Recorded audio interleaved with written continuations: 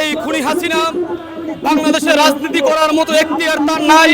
শুধু আওয়ামী লীগ অঙ্গ সংগঠন, আওয়ামী লীগ, যুবলীগ, ছাত্রলীগ অঙ্গ সংগঠন যারা যেখানে যে অবস্থায় পাওয়া হবে ওদেরকে প্রতিহত করা হবে, বাংলাদেশ থেকে ওদেরকে বিতাড়িত করা হবে।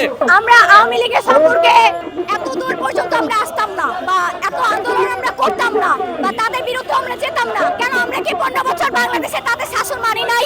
আমরা কি 15 বছর তাদের নিয়ন্ত্রণে থাকি নাই? আমরা কি তাদেরকে আমাদের নেত্রী, আমাদের শেখ হাসিনা হিসেবে মানি নাই? তাহলে আজকে কেন আমরা এই ছাত্র জনতা শিক্ষার্থী আজ তাদের বিরুদ্ধে দাঁড়ালাম? সেটা আপনারা আপনাদেরকে প্রশ্ন করেন যে কেন আজকে আমরা বিরোধী দল হলাম। এই ঈদে জামা জুতো অ্যাক্সেসরিজের ডিসকাউন্ট। হাসনাতকে আমি সমালোচনা, আমি আবারও বলছি, হাসনাতকে সমালোচনা করছি সঠিক পথে থাকে, সঠিক গাইডলাইনে চলে এবং বাংলাদেশ পন্থী থাকে, সেই যাতে হাসিনার দাবিদারি না করে, এই জন্য সমালোচনা করছি।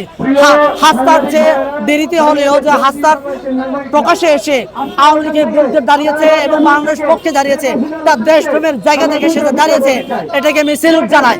আসলে বাংলাদেশে রাজাকারের বিচার না হলে জাতির কলঙ্ক মোচন হতো না। এইবার ছাত্র আন্দোলনে 5000 লোক মারা গেছে। এই 5000 লোকের মার্ডারের বিচার না হলে বাঙালি জাতির কলঙ্ক মোচন হবে না, হবে না, হবে না। যেহেতু বাংলাদেশের অধিকাংশ লোক নিঃস্বার্থভাবে আন্দোলনে নামিয়ে আইছিল, আমলিক হটাও দেশ বাঁচাও। এই ফ্যাসিস্ট খুনি হাসিনা আমাদের ভাই বোনদের উপর গুলি চলেছে, ভারতের হাত ধরে এসে অপকর্মের সাথে লিপ্ত হয়েছে, সে দেশের টাকা পাচার করেছে, ঠিক আছে, এবং সে বিভিন্ন কাজ করেছে যেটা আমরা বলতে চাচ্ছি না। তার থেকে বড় কথা আবু সাইদ, মুগ্ধ, তাদের মতো হাজারো ভাই বোনদের আমাদের এই রক্তের মাটিতে এখনো সাইদ হয়ে আছে। তো সে কিভাবে এত বড় সাহস রাখে বাংলাদেশের মাটিতে আবার সে পাড়া দেওয়ার জন্য? এই আওয়ামী লীগ মুসলমানদেরকে জঙ্গিবাদের ট্যাগ দিয়ে আন্তর্জাতিকভাবে পরিচয় করিয়েছে। আওয়ামী লীগকে নিশ্চিহ্ন করার মাধ্যমে এই বাংলাদেশের মানুষ সিদ্ধান্ত নেবে জঙ্গিবাদের ট্যাগ থেকে মুক্ত পাবে কিনা। যেরাম বিরোধ দল ছিল আমলিগ, সেই আমলিগ জামাতরে নিষিদ্ধ করতে যেয়ে ব্যর্থ হয়ে গেছে।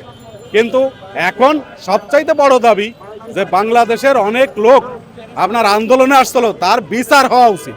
ওয়াকারুজ্জামান তিনি তার বক্তব্যে প্রকাশ পেয়েছে আমাদের লিডার হাসানাত আব্দুল্লাহ সাহেব, তিনি যখন সেই কচুক্ষেত ক্যান্টনমেন্টে সেদিন প্রোগ্রামে গিয়েছিল, তিনি যখন হিসাব চেয়েছিল যে আমাদের 662 জন যাদেরকে আপনারা বলেছেন আমাদের হেফাজতে আছে, আমরা ওয়াকারুজ্জামান তিনি প্রতিজ্ঞাবদ্ধ হয়েছেন যে এদেরকে বিচার আমরা করব।